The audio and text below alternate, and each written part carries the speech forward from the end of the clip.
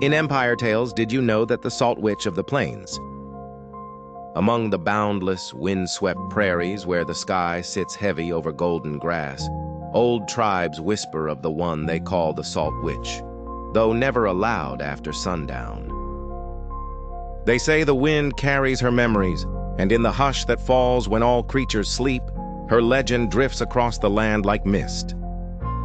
Once, before horses thundered through the grass, the Catawba Kingdom thrived across the Nebraska-Kansas plains. Villages dotted the rivers, and under Chief Tale, the people lacked for nothing. Their hunters were blessed, the rivers shimmered with fish, and the prairie gave without ceasing. But the land does not promise forever. One year, the rains failed. The sky hardened to a white, unyielding shell. Crops withered, buffalo vanished. Except the misery ran deeper. Every time the Catawba tried to store food, something spoiled it. Meats decayed overnight, tools fractured, water became foul. Some nameless hunger haunted the kingdom. In a village heart lived Sani, a widow hollowed by grief after losing husband and child to the early famine. While others shrank, Sani did not starve. Some believed the spirits fed her from pity. But then supplies vanished overnight. A sweet, rotten scent lingered. Children whispered of a shape, moving more like shadow than person. One night, a sentry saw the truth. Sani crouched over the grain bins, devouring not meat, but gnawing through wood with jaws too wide, mouth stretching open.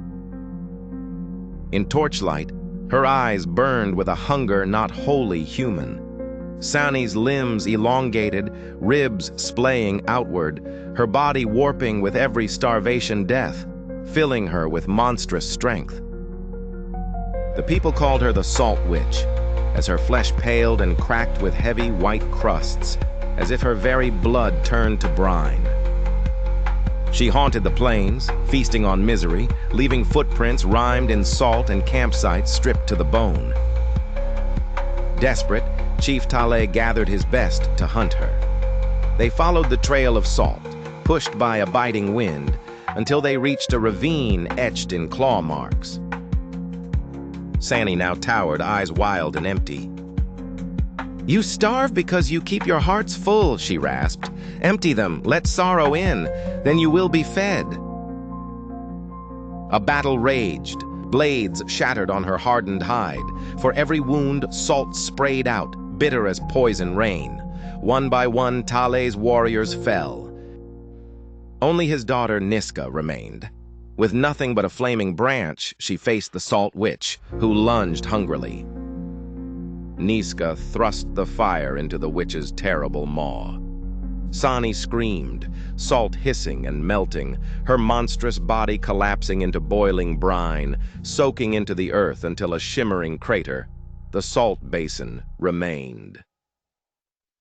The next day, rivers returned. Buffalo darkened the horizon. Famine broke.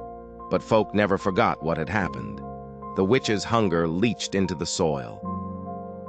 Generations later, hunters crossing the basin find the wind abruptly stills. Their skin tingles with invisible pressure, as if a specter rests its palm on their shoulder. If they linger, they feel breath, warm and briny, on their necks. But if they turn, there is only the wide salt plain and a pale shadow joining their own. Some claim to hear faint whispers below, shifting, reshaping, waiting for sorrow and hunger to awake once more. For hunger never dies, it only sleeps, and the Salt Witch of the Plains is waiting. Don't forget to follow, like, and share for story like this. See you tomorrow, and thank you.